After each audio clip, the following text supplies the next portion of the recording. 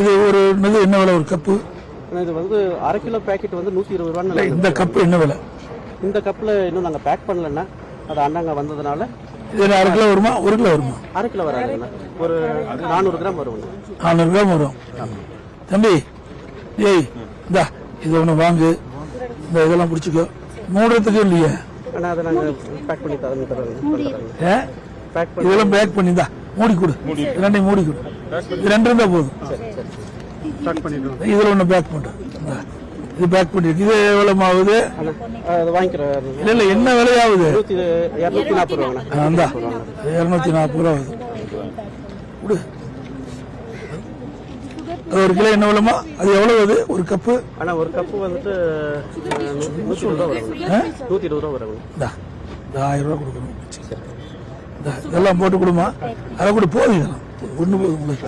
அது பேக் பண்ணி போதும்.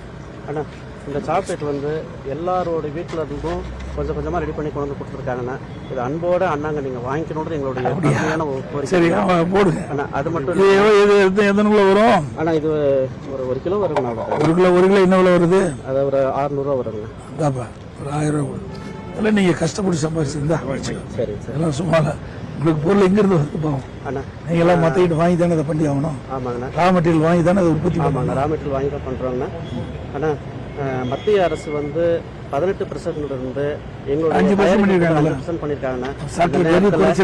ஆமாங்கண்ணா. இந்த நேரத்தில் அண்ணன் மூலியமா ஜிஎஸ்டி வந்து குறைக்கப்பட்டிருக்குங்கண்ணா. இந்த நேரத்தில் அண்ணன் மூலியமா நாங்கள் எங்களோட சார்பு நன்றிகளை தெரிவிச்சுக்கிறோங்கண்ணா. ஏப்பா நீ இந்த வந்து அப்படி நீங்க வாமா இந்த வந்து எடுங்க.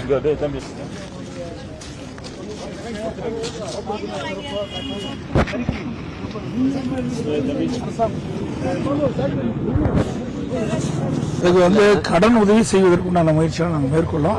அதில் என்னென்ன சாத்தியக்கூறு இருக்குது அதை பார்க்கலாம். சிறு தொழில் செய்வதற்கு எம்எஸ்எம்இல சிறு தொழில் செய்வதற்கு அரசாங்கத்திலிருந்து கடன் உதவி வழங்குவது இருக்குது.